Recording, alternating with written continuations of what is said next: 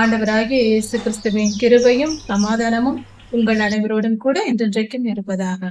தலைப்பு: நான் உன்னை விட்டு விலகுவதும் இல்லை, உன்னை கைவிடுவதும் இல்லை. நீதிமொழிகள் 29ஆம் அதிகாரம் 1ஆம் வசனம் முதல்.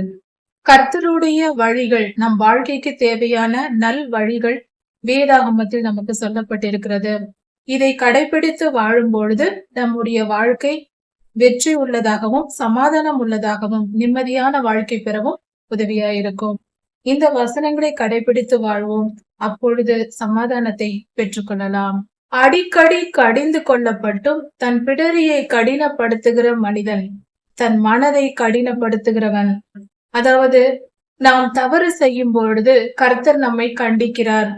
போதகர்கள் மூலமாக கர்த்தருடைய வார்த்தைகள் பல விதங்களில் வந்து நம்மை கண்டிக்கும். அதாவது, நாம் செய்வது தவறு என்று, இது தவறு, இது பாவம், இதை செய்யாதே என்று கர்த்தருடைய வார்த்தை நமக்கு வரும். அதையெல்லாம் கேட்டும் எவ்வளவுதான் எத்தனை ஊழியர்கள் சொன்னாலும், எத்தனை பேர் நமக்கு ஆலோசனை சொன்னாலும், புத்திமதி சொன்னாலும், நம் பெற்றோர்கள் சொன்னாலும் அதையெல்லாம் கேட்காமல் தன் இருதயத்தை கடினப்படுத்தி கொண்டே இருந்தால் அப்படிப்பட்டவர்கள் சகாயமின்றி சடுதியில் நாசம் அடைவான். ஒரு கண்டிப்பு நமக்கு வரும் பொழுது தவறு செய்யாத மனிதர்கள் இல்லை. எல்லோரும் ஒவ்வொரு சூழ்நிலையில் தவறு செய்திருக்கலாம். ஆனால் அதை திருந்துகிறவர்கள் கர்த்தருடைய பிள்ளைகளாய் இருக்கிறார்கள். அதை அப்படியே பின்பற்றி கொண்டு திருந்தாமல் இருப்பவர்கள் அக்னி கடலுக்கு தான் போய் சேர வேண்டி இருக்கும். அதனால் நாம் எச்சரிக்கை உடையவர்களாய் இருந்து பாவத்திலேயே வாழ்ந்து மரித்து போகாதபடிக்கு நம்மை நாம் காப்பாற்றிக் கொள்ள நாம் செய்ய வேண்டிய காரியங்கள் இவை. நம் இருதயத்தை கடினப்படுத்த கூடாது. நம் மனம் தவறு என்று தெரிந்ததும் அந்த காரியத்தை விட்டு மனம் திரும்பிவிட வேண்டும். உடனே திருந்த வேண்டும். திருந்துகிற குணத்தை தான் கர்த்தர் ஒரு மனிதனிடம் எதிர்பார்க்கிறார். அப்படி நாம் செய்யும் பொழுது கர்த்தருடைய ஆசீர்வாதத்தை பெற்றுக்கொள்ளலாம். அப்படி செய்யாமல், கர்த்தருடைய வார்த்தைக்கு செவி கொடுக்காமல் நம் இருதயத்தை கடினப்படுத்தி கொண்டே இருந்தால், நான் திருந்த மாட்டேன், இப்படிதான் இருப்பேன் என்று செய்து கொண்டே இருந்தால் அதன் விளைவு பெரியதாய் இருக்கும். அது நாசத்தில் கொண்டு போய் விட்டுவிடும் என்று வேதம் சொல்லுகிறது. நீதிமான்கள் பெருகினால் ஜனங்கள் மகிழுவார்கள். ஒரு தேசத்தில் அல்லது ஒரு ஊரில் நீதிமான்கள் அதிகமாகும் பொழுது, அவர்கள் பெருகும் போது, ஒரு பரிசுத்தம் உண்டாகும் போது ஜனங்கள், மற்ற ஜனங்களும் மகிழ்ச்சி அடைவார்கள். ஏனென்றால் நீதிமான்கள் தங்களுக்காக வாழாமல் பிறருக்காக வாழ்கிறவர்களாய் இருப்பார்கள். பிறருக்கு நன்மை செய்கிறவர்களாய் இருப்பார்கள், அல்லது பிறருக்கு தீமை செய்யாமலாவது இருப்பார்கள். அதனால் நீதிமான்கள் பெருகும் போது ஜனங்கள் மகிழ்ந்திருப்பார்கள். துன்மார்க்கர் ஆளும் போது ஜனங்கள் தவிப்பார்கள். துன்மார்க்கர் ஆளுகிற பொறுப்பில் வரும்போது, அரசாங்க அதிகாரிகளாய் உயர் பதவிகளில் அரசாங்க அதிகாரிகளாகவும் உயர் பதவிகளிலேயும் துன்மார்க்கர் வந்து அமரும் பொழுது, தீமை செய்கிறவர்கள் வந்தால் ஜனங்களுக்கு தவிப்பு உண்டாகும், துன்பம் உண்டாகும். தேசத்தின் தலைவர்கள் நல்லவர்களாக இருக்க வேண்டும், நீதிமான்களாய் இருக்க வேண்டும். எப்பொழுதும் நீதியும் நியாயமும் செய்கிறவர்கள் அதிகாரத்திற்கு வந்தால் அந்த தேசம் நன்றாக இருக்கும். தேசத்தை ஆளுகிற ராஜாவாய் இருந்தாலும், ஒரு அலுவலகத்தின் அதிகாரியாய் இருந்தாலும், ஒரு குடும்பத்தின் தலைவராய் இருந்தாலும், அதிகாரம் வகிப்பவர்கள் யாராய் இருந்தாலும் நீதிமான்களாய் இருக்கும் பொழுது ஜனங்கள் சந்தோஷமாய் இருப்பார்கள், பெருகுவார்கள். அவர்கள் அக்கிரமமாய், அதிகாரம் வகிப்பவர்கள் அக்கிரமக்காரர்களாய் துன்மார்க்கராய் இருந்தால் அதனால் ஜனங்களுக்கு பாதிப்புண்டாகும், தீமை வரும். ஞானத்தின் மேல் ஆசையாய் இருப்பவன் தன் தகப்பனை மகிழ பண்ணுகிறான். ஞானத்தின் மேல் ஆசையோடு இருந்து எப்பொழுதும் ஞானத்தை விரும்பி நடக்கிற ஒரு மனிதன் தன் தகப்பனுக்கு சந்தோஷத்தை உண்டு பண்ணுகிறான். ஞானமாய் நடக்கிற மகன் பெற்றோர்களுக்கு பிரியமாய் இருக்கும். ஒழுக்கமற்ற பெண்களை தேடி போய் பாவம் செய்கிற மனிதன் தன் ஆஸ்தியை அழித்து போடுவான். தீய வழியில் நடக்கிற துன்மார்க்கனாய் பாவத்தில் கிடக்கிற ஒரு மனிதன் தன்னுடைய சொத்துக்களை, ஆஸ்திகளை அழித்து போடுவான். நியாயத்தினால் ராஜா தேசத்தை நிலைநிறுத்துகிறான். ஒரு தேசம் நிலைநிறுத்தப்பட வேண்டும், அது உயர்த்தப்பட வேண்டும் என்றால் அதில் நீதி நியாயம் இருக்க வேண்டும். ஒரு ராஜா நியாயஸ்தனாய் இருக்கும் பொழுது, நீதியாய் தன் ராஜ்யத்தை நடத்தும் பொழுது தேசம் நிலைநிறுத்தப்படும், தேசம் பாதுகாக்கப்படும், எல்லாவித காவலோடும் இருக்கும், செழிப்பாய் இருக்கும். நியாயமாய் ஒரு தேசத்தை ராஜா ஆளுகை செய்யும் பொழுது. பரிதானம் வாங்குகிற ராஜாவாய் இருந்தால், தனக்காக எதையும் சுயநலமாய் செயல்படுகிற ஒரு மனிதனாய் இருந்தால், அப்படி இருக்கிற மனிதனோ தன் ராஜ்யத்தை வீழ்த்து போடுகிறான். அவன் கவிழ்த்து போடுவான், தேசத்தை காக்க மாட்டான் என்று பொருள். பிறனுக்கு முகஸ்துதி செய்கிறவன் அவன் கால்களுக்கு வலையை விரிக்கிறான். நம் முகத்திற்கு முன்பாக வந்து பாராட்டி சந்தோஷமாய் பேசுவார்கள். முகத்தை பார்த்தால் சந்தோஷமாய் பேசுவார்கள். நம்மை விட்டு விலகி போனால் நம்மையே பின்பாக தூஷிப்பார்கள். இப்படிப்பட்டவர்கள் நமக்கு வலையை விரிக்கிறார்கள் என்று பொருள். நம் முகத்திற்கு முன்பாக நம்மை பார்த்து விட்டோம் என்பதனால் பாராட்டி ஒருவர் பேசுகிறார் என்றால், உன்னை போல் உண்டா, நீ நல்லவன் என்றெல்லாம் நம் முன்பாக பேசுகிறார்கள் என்றால் நமக்கு வலை விரிக்கிறார்கள் என்று பொருள். நம்மை கவிழ்த்து போடுவார்கள். அப்படிப்பட்ட மக்களிடம் நாம் எச்சரிக்கையா இருக்க வேண்டும். அவர்கள் நமக்கு தீமை செய்ய நினைக்கிறார்கள் என்று பொருள். துஷ்டனுடைய துரோகத்திலே கண்ணி இருக்கிறது. துஷ்டன் தீயவன், துன்மார்க்கன், பாவத்தில் நடக்கிறவன், கெட்ட எண்ணம் பிடித்திருப்பவன், பெருமை, சுயநலம், பிறர்க்கு தீமை செய்யும் எண்ணம், பிறரை துன்பப்படுத்தி மகிழும் எண்ணம், இப்படிப்பட்ட குணம் இருக்கிறவன் துன்மார்க்கனா இருக்கிறான், துஷ்டனா இருக்கிறான். அப்படிப்பட்ட துஷ்டன் துரோகம் செய்வான், பிறருக்கு துரோகம் செய்வான். ஆனால் ஒரு காரியத்தை மறந்துவிடக் கூடாது. அவன் செய்யும் துரோகம் அவனுக்கு கண்ணியாய் இருக்கிறது. அவன் செய்யும் துரோகத்தில் அவனே விழுவான். அவன் துரோகம் செய்வான், பிறருக்கு, நல்லோருக்கு துரோகம் செய்வான். அதன் விளைவு அவனே அவனுக்கு கண்ணியை வைத்துக் கொள்ளுகிறான். அவன் செய்யும் தீங்கு அவனுக்கே ஆபத்தாய் முடியும். நீதிமானோ பாடி மகிழ்கிறான். நீதிமான் ஒரு மூலையில் நின்று சந்தோஷமாய் பாடி மகிழ்ந்து கொண்டிருப்பான். ஏனென்றால் அவன் யாருக்கும் தீமை செய்ய நினைக்கவும் இல்லை, யாருக்கும் துரோகம் செய்வதும் இல்லை. அவன் சந்தோஷமாய் பாடி மகிழ்ந்து கொண்டிருப்பான். அப்படிப்பட்ட நீதிமானுக்கு தீமை வருவதும் இல்லை. நீதிமான் ஏழைகளின் நியாயத்தை ஆராய்ந்து அறிவான். அதாவது நீதிமானாய் இருக்கிற ஒரு மனிதன் ஏழை என்பதினால் ஒருவனை கண்டு கொள்ளாமல் விடமாட்டான். ஏழையாய் இருந்தாலும் பணக்காரனாய் இருந்தாலும் நியாய விசாரணை என்று வரும்பொழுது கவனித்து கேட்டு ஆராய்ந்து அறிவான். ஏழையை உதாசீனப்படுத்தாதவன் நீதிமான். நீதி எல்லோருக்கும் சமம். ஏழையாய் இருந்தாலும் பணக்காரனாய் இருந்தாலும் நீதி என்பது சமமாய் இருக்கிறது என்று நீதியாய் நடக்கிறவன் நீதிமான் நினைப்பான். ஆனால் துன்மார்க்கனோ ஏழையின் நியாயத்தை கவனிக்க மாட்டான். பணக்காரன் எதை சொன்னாலும் நம்புவான், அவன் சொல்வதை கேட்பான். ஆனால் ஏழையின் நியாயத்தை பொருட்படுத்த மாட்டான். அப்படி இருந்தால் நாம் தீயவர்கள், துன்மார்க்கர் என்று பொருள். ஏழையா இருந்தாலும் பணக்காரரா இருந்தாலும் நாம் செய்ய வேண்டியது நியாய விசாரணை என்று வரும்போது நன்கு விசாரித்து எது சரி எது தவறு என்று ஆராய்ந்து நியாயம் தீர்க்க வேண்டும். எந்த விஷயத்தை சொல்வதென்றாலும் முடிவெடுக்க வேண்டியதென்றாலும் அப்படி செய்வதே சிறந்தது. எப்பொழுதும் ஏழை என்றும் பணக்காரன் என்றும் சிறியவன் என்றும் பெரியவன் என்றும் விசாரணையில் பார்க்க கூடாது. எல்லோருக்கும் சமமான நீதி வேண்டும். பரியாசக்காரர் பட்டணத்தில் தீ கொளுத்தி விடுகிறார்கள். பரியாசம் பண்ணுகிறவர்கள், அதாவது கர்வமாய் நடப்பவர்கள், பிறரை மதிக்காமல் கேவலமாய் நினைக்கிறவர்கள், இப்படிப்பட்டவர்கள், சுயநலமாய் இருப்பவர்கள், பெருமை பிடித்தவர்கள் பரியாசக்காரர். பிறரை எப்பொழுதும் அவமரியாதையாய் நடத்துகிறவர்கள், இப்படிப்பட்டவர்கள் பரியாசக்காரர்கள். அப்படிப்பட்டவர்கள் பட்டணத்தில் தீ கொளுத்தி விடுகிறார்கள்.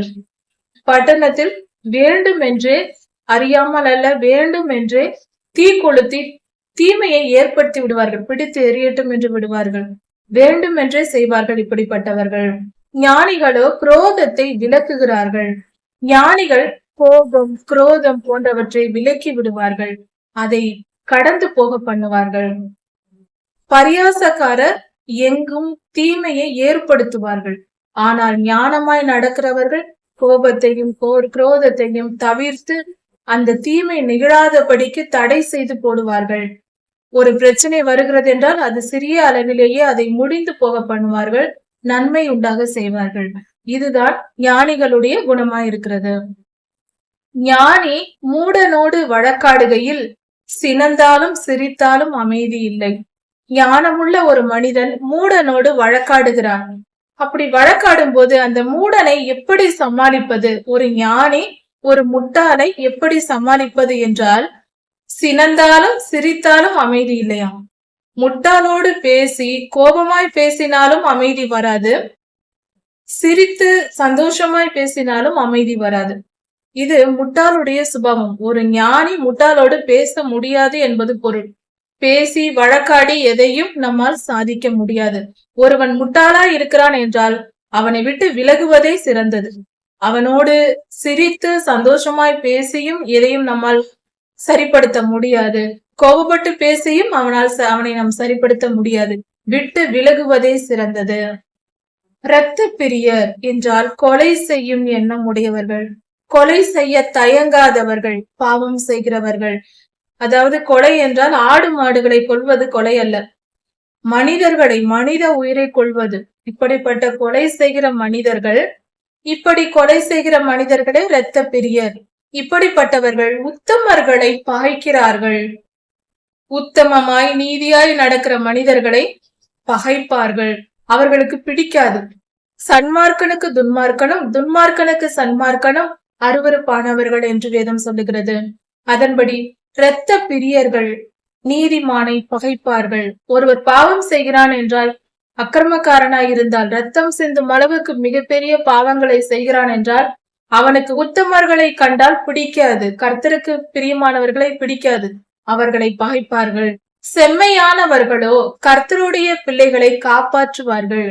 செம்மையானவர்கள் என்றால் கர்த்தருக்கு பயந்தவர்கள் உத்தமனை காப்பார்கள். நீதியும் நேர்மையுமாய் நடக்கிற மனிதனை கர்த்தருடைய பிள்ளைகள் காப்பாற்றுவார்கள். அப்படி என்றால் பரிசுத்தமும் பரிசுத்தமும், நீதியும் நீதியும் ஒத்து போகும், நீதியும் அநீதியும் ஒத்து போகாது. துன்மார்க்கர் சன்மார்க்கனை பகைப்பார்கள். சன்மார்க்கருக்கு இன்னொரு சன்மார்க்கரே நேசிப்பார்கள். இதுதான் ஆவிக்குரிய நிலை. பரிசுத்த ஆவியை உடையவர்கள் பரிசுத்த ஆவியுடையவர்களை நேசிப்பார்கள். அநியாயமும் பொல்லாத தீங்கும் தீய ஆவிகளால் பிடிக்கப்பட்டவர்கள் பரிசுத்த ஆவியால் நிரப்பப்பட்ட மனிதர்களை வெறுப்பார்கள் என்று வேதம் சொல்லுகிறது. மூடன் தன் உள்ளத்தில் உள்ளதையெல்லாம் வெளிப்படுத்துகிறான். முட்டாள் என்ன செய்வான்? அவன் மனதில் என்னென்ன இருக்கிறதோ அதை எல்லாவற்றையும் வெளிப்படுத்தி விடுவான். மறைத்து வைக்க மாட்டான். அவனுக்கு மறைக்க முடியாது. மூடன் தன் வாயில் எல்லாவற்றையும், தன் இருதயத்தில் உள்ளதை எல்லாம் சொல்லிவிடுவான். ஆனால் ஞானியோ அதை பின்னுக்கு அடக்கி வைக்கிறான். ஞானியால் தன் இருதயத்தில் விஷயங்களை மறைத்து வைக்க முடியும். முட்டாளால் மறைக்க முடியாது. எல்லாவற்றையும் சொல்லிவிடுவான்.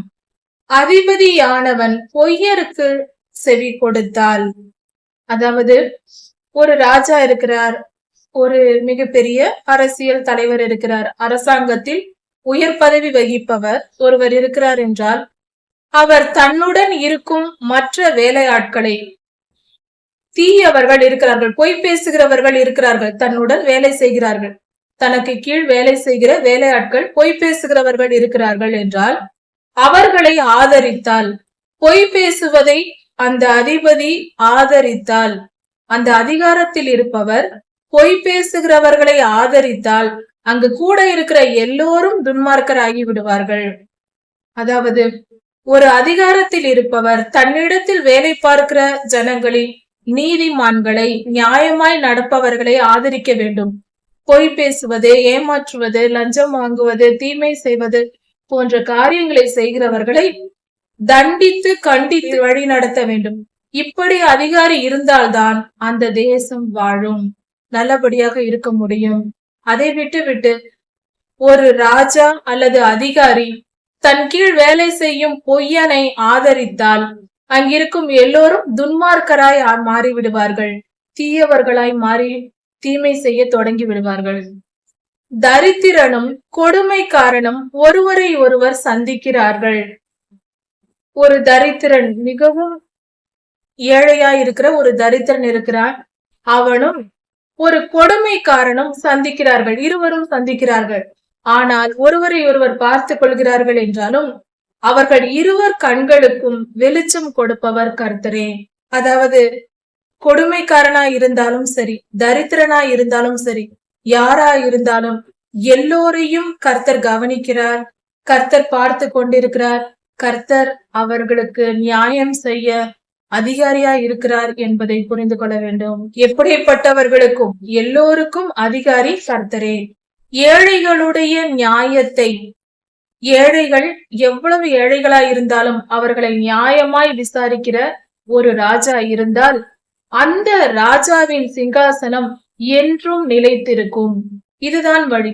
எந்த ராஜ்யமும் நிலைத்திருக்க வேண்டும் என்றால் ஏழைகளுக்கு நியாயம் கிடைக்க வேண்டும். ஏழைகளை நியாயமாய் நடத்தினால் அந்த ராஜாங்கம் நிலைத்திருக்கும். அது மாறாது. ராஜாங்கம் மாறாது, கவிழாது. பிரம்பும் கடிந்து கொள்ளுதலும் ஞானத்தை கொடுக்கும். நம் பிள்ளைகளை அடிப்பதும் அவர்களை கடிந்து கொண்டு கண்டித்து வழி நடத்துவதும் அவர்களை ஞானவான்களாய் மாற்றும். ஞானமுள்ள ஞானிகளாய் வருவார்கள். அவர்களுடைய எதிர்காலம் சிறப்பாய் இருக்கும். தன் இஷ்டத்திற்கு விடப்பட்ட பிள்ளையோ தாய்க்கு வெட்கத்தை உண்டு பண்ணுகிறான். ஒரு பிள்ளையை தன் இஷ்டத்துக்கு நீ எப்படியே போ என்று விட்டுவிட்டால் அதன் விளைவு அவன் தாய்க்கு வெட்கத்தை ஏற்படுத்துவான். நம் பிள்ளைகளை நாம் கண்டித்து, வார்த்தையினால் கண்டித்து, சில சமயங்களில் பிரம்பினால் அடித்து திருத்தி வளர்க்க வேண்டும். அப்படி செய்தால் அந்த பிள்ளைகள் ஞானி ஆவார்கள். தன் இஷ்டத்திற்கு விடப்பட்ட பிள்ளை குடும்பத்திற்கு அவமானத்தை கொண்டு வரும். துன்மார்க்கர் பெருகினால் பாவமும் பெருகும். எங்கெல்லாம் தீயவர்கள் பெருகுகிறார்களோ, அநியாயம் அக்கிரமம் எங்கெல்லாம் பெருகுகிறதோ அப்படி பெருகினால் பாவம் பெருகும். துன்மார்க்கர் தீய மனிதர்கள் பெருகும் போது பாவமும் பெருகும். அதிகமான அக்கிரமமான செய்கைகளும் அதிகமாகும். இப்படி நடக்கும். நீதிமான்களோ அவர்கள் விழுவதை காண்பார்கள். அப்படிப்பட்ட துன்மார்க்கர் விழுவதை, பாவம் செய்கிற துன்மார்க்கர் விழுவதை நீதிமான்கள் காண்பார்கள். அவர்களை கர்த்தர் விழப்பண்ணுவார். தீயவர்களை விழப்பண்ணுவார். நீதிமான்களை என்றென்றும் காப்பாற்றுவார். உன் மகனை சிற்சை செய், உன் மகனுக்கு தண்டனை கொடு என்று கர்த்தர் சொல்லுகிறார். ஒரு மகன் தன் பிள்ளை ஒரு தாய் தகப்பனுடைய பேச்சை கேட்காமல் தவறு செய்யும் பொழுது அவர்களை கண்டித்து வழி நடத்த வேண்டும். பிள்ளைகளை கண்டித்தும் அவர்கள் கேட்கவில்லை என்று சொல்லும் பொழுது, அடங்கவில்லை என்றால் அவர்களை அடித்து தண்டனை கொடுத்து அவர்களை சிற்சை செய்ய வேண்டும். இப்படி பெற்றோர்கள் நடக்க வேண்டும். அப்படி செய்தால் அந்த பிள்ளை பெற்றோர்களுக்கு ஆறுதல் செய்வான். பிற்காலத்தில் அந்த பிள்ளை தன் பெற்றோருக்கு ஆறுதலாய் இருக்கும். அந்த பிள்ளை நல்ல பிள்ளையாக, தன் வாழ்க்கையை சரியான பாதையில் நிலைநிறுத்தின மகனாக, அதே சமயத்தில் தன் பெற்றோர்களையும் காக்கிற பிள்ளையாக இருக்கும். உன் ஆத்துமாவுக்கு ஆனந்தத்தையும் உண்டாக்கும். நம் பிள்ளைகளை நாம் அடித்து கண்டித்து வளர்க்கும் பொழுது, தண்டனை கொடுத்து, தவறு செய்யும் பொழுதெல்லாம் தண்டனை கொடுத்து சிட்சித்து வழி நடத்தும் பொழுது நம் ஆத்துமாவுக்கு ஆனந்தத்தை உண்டு பண்ணும் பிள்ளையாக அந்த பிள்ளை இருக்கும். அதன் வாழ்வு, பிள்ளையின் வாழ்வு செழித்திருக்க வேண்டும் என்றால் பெற்றோர்கள் கண்டிக்க வேண்டும், அடிக்க வேண்டும், தண்டனை கொடுக்க வேண்டும் என்று வேதம் சொல்லுகிறது. தீர்க்க தரிசனம் இல்லாத இடத்தில் ஜனங்கள் சீர்கெட்டு போவார்கள். தீர்க்க தரிசனம் இல்லாத இடத்தில் கர்த்தருடைய வார்த்தை என்னாலும் நாம் கேட்டு நம் வாழ்க்கையை நடத்த வேண்டும். எந்த காரியத்திலும் தீர்க்க தரிசனம் இல்லை என்றால், கர்த்தருடைய வார்த்தை இல்லாத இடத்தில் ஜனங்கள் சீர்கெட்டு போவார்கள். தீர்க்க தரிசனத்தை கேட்டு கர்த்தருடைய சித்தத்தை அறிந்து அதன்படி செய்தால் ஜனங்கள் வாழ்ந்திருப்பார்கள். இது ஒரு குடும்பமாய் இருந்தாலும் ஒரு தேசமாய் இருந்தாலும் தீர்க்க தரிசனம் தேவை. அந்த தீர்க்க தரிசனத்தின்படி நாம் வாழும் போது நம் வாழ்க்கை நலமாய் இருக்கும். தீர்க்க தரிசனம் இல்லாத இடத்தில் அது மிகவும் பாவம் இருக்கிற ஜனங்கள் இருக்கிற இடம்தான் தீர்க்க தரிசனம் இருக்காது. அதனால் தேசம் சீர்கெட்டு போகும், தேசமே அழிந்து போகும், மிகப்பெரிய ஆபத்து நேரிடும். இயற்கை சீற்றங்களாக வரலாம், யுத்தங்களாக வரலாம், கொள்ளை நோய்களாக வரலாம். இப்படியாவது சீர்கெட்டு போகும். வேதத்தை காக்கிறவனோ பாக்கியவான். வேத வசனங்களை காத்து கொள்ள வேண்டும். பத்திரப்படுத்தி பைபிளை பூட்டி வைப்பதல்ல, நம் இருதயத்தில் அதை காத்து கொள்ள வேண்டும். வேத வசனங்களை வாசித்து வாசித்து தியானித்து நம் இருதயம் முழுவதையும் அதை பத்திரப்படுத்தி பாதுகாத்து கொள்ள வேண்டும். இப்படி ஒவ்வொரு நாளும் ஒவ்வொரு மனிதனும் செய்யும் பொழுது அந்த மனிதனுடைய வாழ்க்கை சிறந்ததா இருக்கும். வேதத்தை காத்து கொடுக்கிறவன் பாக்கியவான். எவ்வளவு பெரிய தீங்கு எந்த தேசத்தில் உலகத்தில் எங்கு வந்தாலும் நமக்கு எந்த தீமையும் வராது. வேதத்தின்படி வேதத்தை வாசித்து வேதத்தின்படி வாழ்ந்து அதை காத்து கொண்டு எப்பொழுதும் அதில் நிலைத்திருக்க வேண்டும். ஒரு நாள் 2 நாளில் விட்டுவிடக் கூடாது. நிலைத்திருக்கிறவர்கள் பாதுகாக்கப்படுவார்கள். அடிமையானவன் வார்த்தைகளினால் அடங்கான். ஒருவன் அடிமையாய் இருக்கிறான் என்றால் அவனை வார்த்தை சொல்லி அவனை அடக்க முடியாது. அவைகளை அறிந்தாலும் அவன் உத்தரவு கொடுக்க மாட்டான். அதாவது இதை தீய பழக்க வழக்கங்களுக்கு அடிமையாய் இருக்கிறவர்களை குறித்து பார்க்கும்போது, அவர்களுக்கு பொருத்தி பார்க்கும்போது இந்த வசனம் மிக சிறந்ததா இருக்கிறது. தீய பழக்க வழக்கங்களுக்கு அடிமையாய் இருக்கிறவர்கள் புகைப்பிடித்தல், குடிப்பழக்கம் போன்ற செயல்களுக்கு, பாவத்திற்கு அடிமையாய் இருப்பது, எந்தவித பாவமாய் இருக்கலாம். பொய்யுக்கு அடிமை, திருடுவதற்கு அடிமை, இச்சையான காரியங்களுக்கு அடிமை, கண்களின் இச்சைக்கு அடிமை, மாம்சத்தின் இச்சைக்கு அடிமை, ஜீவனத்தின் பெருமைக்கு அடிமை, இப்படி எந்தவித பாவத்திற்கு அடிமையான ஒரு மனிதன் இருக்கிறான் என்றால் அவனுக்கு நாம் சொன்னால், வார்த்தைகளால் சொன்னால் அவன் அடங்க மாட்டான். எந்த விஷயத்திற்கும் அடிமையா இருக்கிறவன், இதில்லாமல் நான் இல்லை என்று சொல்லி எந்த விஷயத்தில் அவன் அடிமையா இருந்தாலும் வார்த்தையால் சொல்லி பார்த்தாலெல்லாம் அவன் அடங்க மாட்டான், திருந்தவும் மாட்டான். அதை பற்றி அவன் தெரிந்தாலும் அவைகளை தெரிந்து கொண்டாலும் பதில் சொல்ல மாட்டான். அடிமையானவன் தான் செய்வது தவறு என்று தெரிந்தாலும் பதில் சொல்ல மாட்டான், திருந்த மாட்டான். வார்த்தைகளினால் சொல்லி திருத்த முடியாது என்பதே இதன் பொருளாயிருக்கிறது. ஒருவன் தன் வார்த்தைகளில் பதறுகிறான் என்றால் பதட்டம் இருக்கிறது, ஒரு நிதானம் இல்லை, நாம் என்ன செய்கிறோம், என்ன நடக்கிறது என்ற புரிதல் இல்லாமல், ஒரு நிதானம் இல்லாமல் பதறுதலாய் இருக்கிறான். என்ன தீமை வந்தது என்று தெரியாது, அதை எப்படி கையாள வேண்டும் என்று தெரியாது, ஒன்றும் புரியாமல் பதறுகிற குணம் உடையவன். எதற்கும் எந்த சூழ்நிலையிலேயும் பதறக்கூடாது. பதட்டம் இல்லாமல் சரியாய் புரிந்து ஞானமாய் நடந்தால் எல்லாவற்றிலும் வெற்றி காணலாம். அப்படி இல்லாமல் பதறுகிற ஒரு மனிதன், தன் வார்த்தையில் பதறுகிறான் ஒருவன் என்றால் அவனை நம்புவதை விட முட்டாளை நம்பலாம். ஒரு மூடனை நம்பினாலும் பிரயோஜனம் உண்டு, ஆனால் இந்த பதறுகிறவனை நம்பினால் ஒன்றும் ஆவாது. அதாவது ஒரு காரியத்தை செய்ய வேண்டும் என்றால் பதட்டப்படுகிற மனிதனை பயன்படுத்தக்கூடாது. அதில் அவனால் ஒன்றும் செய்ய முடியாது. முட்டாளை வைத்து வேலை வாங்கினாலும் அவனை வைத்து வேலை வாங்க முடியாது. முட்டாளும் ஒன்றுக்கும் பிரயோஜனப்பட மாட்டான். முட்டாள் எதையாவது ஒன்று சொன்னால் அவன் வேற எதையாவது ஒன்று செய்துவிட்டு வருவான். அதாவது முள்மேல் நடப்பது போல முட்டாளை வைத்து வேலை வாங்குவது என்று வேதம் சொல்லுகிறது. அது முடியாது. அதைவிட மோசமானது இந்த வார்த்தையில் பதறுகிறவன், பதட்டப்பட்டு நடக்கிறவன். அப்படிப்பட்டவனாலும் ஒன்றும் செய்ய முடியாது. அவர்களை விலக்கிவிட வேண்டும். ஒரு காரியத்தை செய்வதற்கு நிதானம் தேவை. நாம் என்றும் பதட்டப்படவும் கூடாது, முட்டாள்தனமாய் நடக்கவும் கூடாது. தெளிவாய் யோசித்து ஒரு காரியத்தை புரிந்து அதன்படி செயல்பட வேண்டும். ஒருவன் தன் அடிமையை மிகவும் செல்லமாக வளர்க்கிறான். தன் வீட்டில் பிறந்த ஒரு அடிமை மகன் இருக்கிறான், ஒரு வேலைக்காரன் இருக்கிறான், அடிமையாக அவனை இருக்கிறான் என்றால் அவன் ரொம்ப செல்லமாக வளர்க்கப்பட்டால் அந்த குடும்பத்திற்கே நான் தான் பிள்ளை என்பது போல அவன் நடந்து கொள்வான். அது இயல்பு. மிகவும் செல்லமாக வளர்க்கப்படுவதினால் அவன் அப்படி இருப்பான் என்று வேதம் சொல்லுகிறது. கோபக்காரன் வழக்கை கொழுவுகிறான். கோபப்படுகிறவன் வழக்கை உண்டு பண்ணுவான், அதாவது வழக்கை ஏற்படுத்துவான், பிரச்சனைகளை தூண்டி விடுவான். சண்டை மூட்டி விடுவது, பிரச்சனையை தூண்டி விடுவது, வாக்குவாதத்தில் ஈடுபடுவது போன்ற காரியங்களை செய்கிறவன் கோபக்காரனா இருக்கிறான். கோபக்காரனால் சண்டை, வாக்குவாதம், பிரச்சனைகள், குழப்பங்கள் இவைகள் எல்லாம் உண்டாகும். மூர்க்கன் பெரும் பாதகன். அதிக கோபம் அடைகிறவன் பேர் மூர்க்கன் என்று சொல்லலாம். கோபம் என்பது ஒரு நிலை, மூர்க்கன் என்பது அதைவிட மேம்பட்ட நிலை. அதிக கோபம், எதற்கெடுத்தாலும் கோபம், ஒரு நொடிக்கு நொடி கோபம், ஒரு சின்ன வார்த்தைக்கெல்லாம் கோபம் என்று எதற்கெடுத்தாலும் கோபப்படுகிறவன் மூர்க்கன். அவனுக்கு மூளை வேலை செய்யாது. அப்படிப்பட்டவன் மூர்க்கன். மூர்க்கன் பெரும் பாதகன் என்று வேதம் சொல்லுகிறது. பெரும் பாவம் செய்வான். அப்படிப்பட்டவன் பெரிய பாவத்தை செய்து விடுவான். மூர்க்கனாய் கோபக்காரனாய் இருக்கக்கூடாது. கோபக்காரனாய் இருக்கக்கூடாது, அதிக கோபக்காரனாயும் இருக்கக்கூடாது, முன்கோபியாகவும் இருக்கக்கூடாது. தொட்டதற்கெல்லாம், சொன்ன சின்ன விஷயத்திற்கெல்லாம் கோபப்படுவது அது முன்கோபம். கோபம் என்றால் முக்கியமான காரணங்களுக்கு கோபம் வருவது. மூர்க்கன் என்றால் அவனிடம் நெருங்கவே முடியாது. அந்த அளவுக்கு எதற்கெடுத்தாலும் யாரை கண்டாலும் கோபப்படுவான். இப்படி இந்த 3 நிலைகளும் இருக்கக்கூடாது. சாந்தமும் அமைதலும் உள்ள ஆவியை நாம் பெற்றிருக்க வேண்டும். ஆவியின் கனிகளில் ஒன்று சாந்தம். அதை நாம் பின்பற்ற வேண்டும்.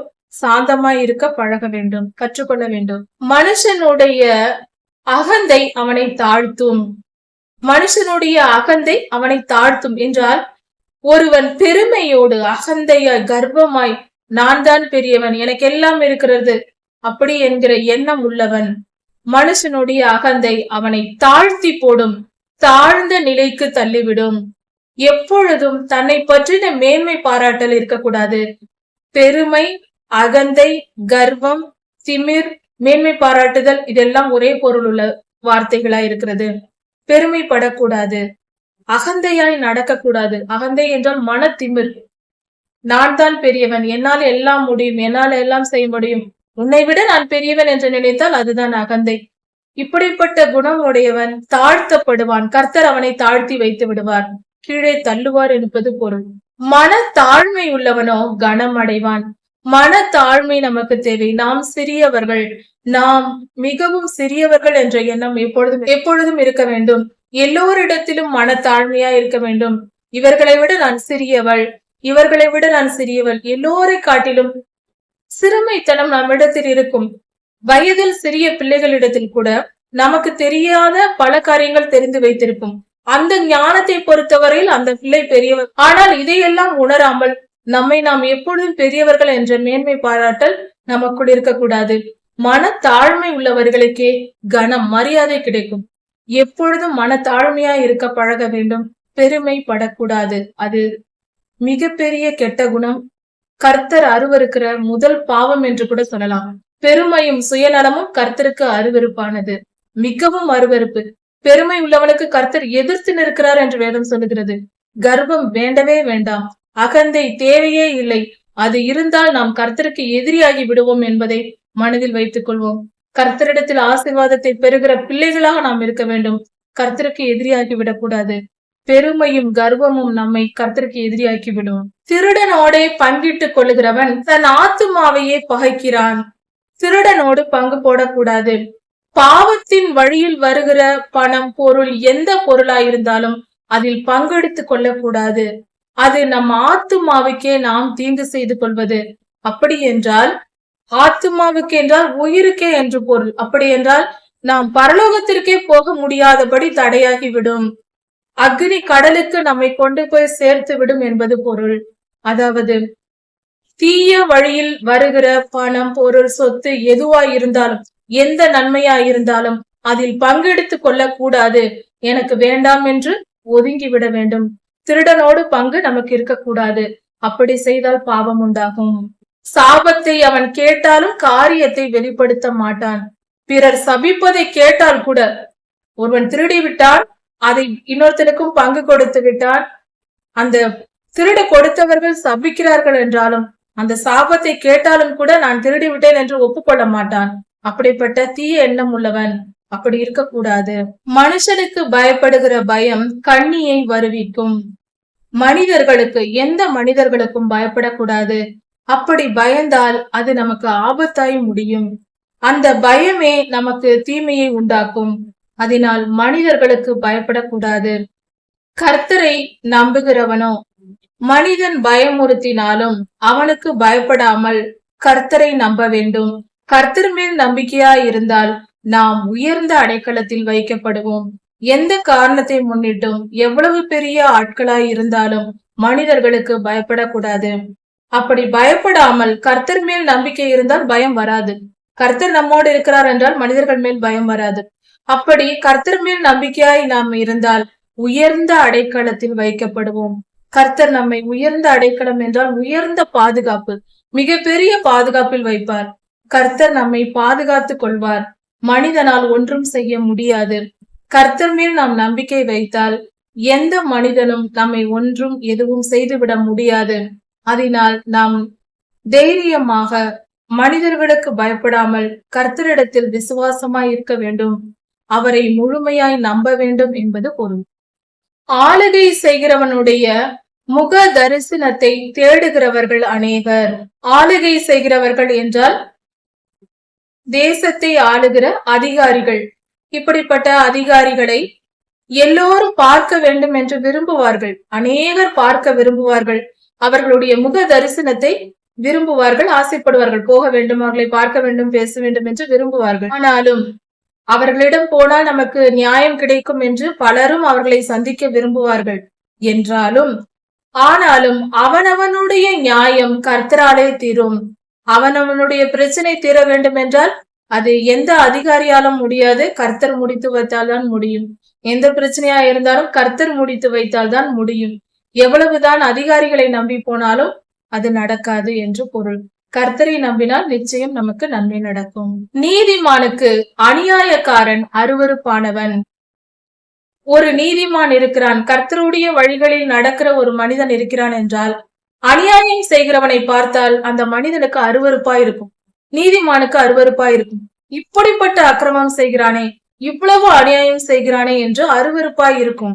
அதே போல சன்மார்க்கனும் துன்மார்க்கனுக்கு அருவருப்பாய் தோன்றுவானா. நீதிமானை பார்க்கும் பொழுது அந்த அநியாயக்காரன் பார்த்து அருவருப்பாய் நினைப்பானா. இது எப்படி இருக்கிறது? கொடுமை. நீதிமானுக்கு துன்மார்க்கன் அருவருப்பாயிருப்பான், துன்மார்க்கனுக்கு நீதிமான் அருவருப்பாயிருக்கிறான். அப்படி என்றால் ஒருவருக்கொருவர் ஒத்து போகாது என்பது பொருள். நீதிமானால் அக்கிரமத்தை சகிக்க முடியாது, அக்கிரமக்காரனால் நீதியை சகிக்க முடியாது. இப்படியாக கர்த்தர் நமக்கு வாழ்க்கையின் வழிமுறைகளையும் வாழ்க்கையின் ஞானமான காரியங்களையும் நமக்கு போதித்து சொல்லுகிறார். இந்த வழிகளையெல்லாம் தெரிந்து கொண்டு நம் வாழ்க்கையில் செயல்பட வேண்டிய காரியங்களை புரிந்து கொண்டு ஞானம் அடைந்து அதன்படி நாம் வாழும்போது நல்ல வாழ்க்கையை, நம் வாழ்க்கையை வெற்றியுள்ள வாழ்க்கையாக வாழலாம், சமாதானமாக வாழ முடியும். எல்லா காரியத்திலையும் வெற்றி பெற்றவர்களாக நித்திய ஜீவனையும் அடைய முடியும்.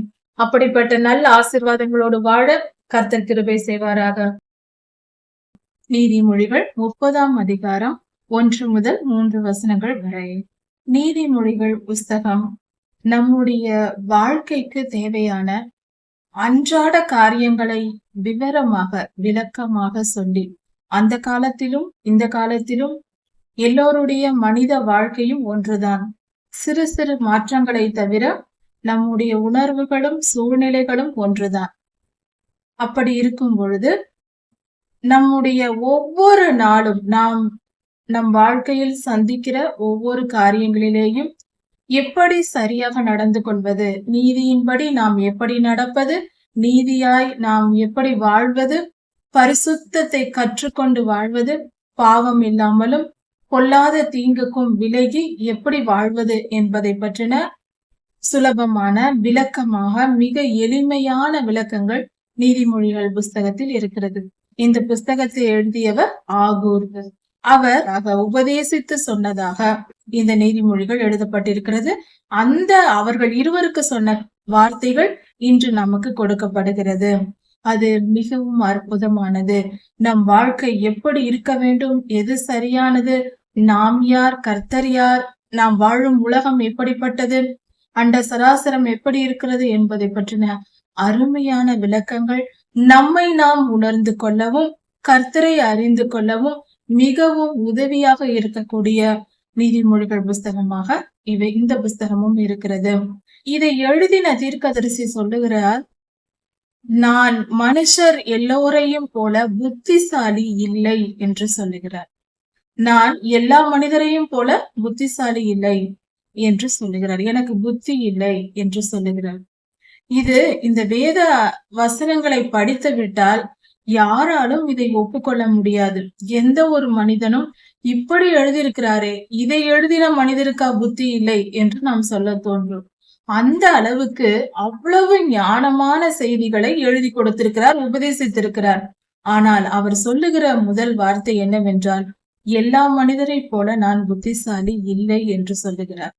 இதுதான் தாழ்மை. இது பொய் அல்ல, உண்மைதான் தாழ்மை. அந்த தன்னிலை உணர்ந்த அழகு என்றே சொல்லலாம். ஒரு மனிதனுடைய ஞானம் தன்னை தான் உணர்ந்து கொள்ள வேண்டும்.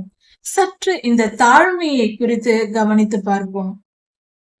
அருமையான ஒரு மனிதனாக இந்த ஆகூர் எழுதியிருக்கிறார். அதனால் அந்த தாழ்மையை குறித்தான செய்தியை சற்று கவனமாக பார்ப்போம். தாழ்மை. மனிதன் யார்? நம்முடைய வலிமை என்ன?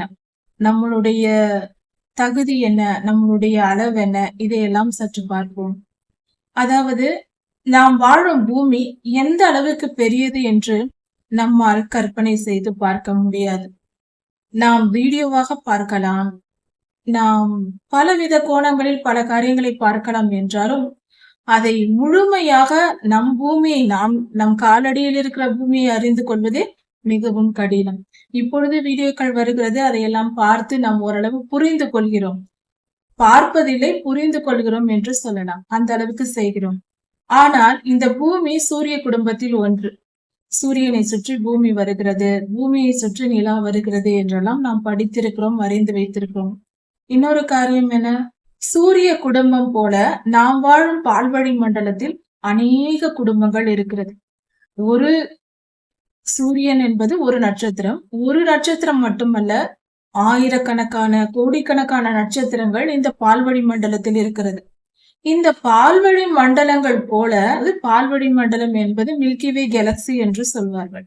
இந்த மில்கிவே கேலக்சி யூனிவர்ஸில் இதே போல பல கேலக்சிகள் இருக்கிறது. நாம் வாழ்வது மில்கிவே. ஆனால் இதை போல எத்தனையோ ஆயிரக்கணக்கான கோடிக்கணக்கான கேலக்சிகள் இணைந்ததுதான் யூனிவர்ஸ் என்று சொல்லுகிறோம். இந்த யூனிவர்ஸ் தான் மொத்தமாக ஒன்று என்று நாம் நினைத்தால், இந்த யூனிவர்ஸை போல பல ஆயிரக்கணக்கான யூனிவர்ஸ்கள் சேர்ந்திருக்கிறது. அதற்கு பெயர் மல்டி யூனிவர்ஸ் என்று சொல்கிறார்கள். இப்படி இவ்வளவு பறந்து விரிந்த அண்ட சராசரமாய் இருக்கிறது. இதன் எல்லையை இன்றும் நம்மால் கணிக்க முடியவில்லை. இது இவ்வளவுதான், இதன் எல்லை இவ்வளவுதான் என்று நமக்கு தெரியாது. ஆராய ஆராய போய்கொண்டே இருக்கிறது. அதாவது நம் கண்களால் பார்க்க முடியாத தூரத்தை பார்த்து தாண்டி ஆயிற்று. அதாவது டெலஸ்கோப் மூலமாக பலவித டெலஸ்கோப்களை மேலே அனுப்பி அதன் மூலம் ஆராய்ந்து முடிந்தாயிற்று. அது போகும் தூரம் வரைக்கும் போய் முடிந்தது.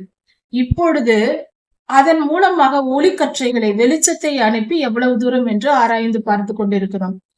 மனிதர்கள் அப்படித்தான் செய்கிறோம், விஞ்ஞானிகள்.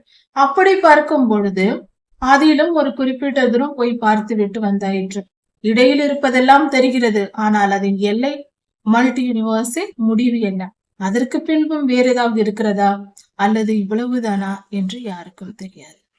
நம்மால் கண்களால் காண முடியாதது, நம் சிந்தனையால் நினைத்து கூட பார்க்க முடியாத இவ்வளவு பெரிய அண்ட சராசரத்தை படைத்தவர் நம் தேவன் என்று சொல்லும் பொழுது அவர் எவ்வளவு பெரியவர், அவர் எவ்வளவு ஞானம் உள்ளவர், அவருடைய பலன் என்ன, அவருடைய வல்லமை என்ன, அவர் எப்படி என்று கொஞ்சம் நினைத்து பார்ப்போம்.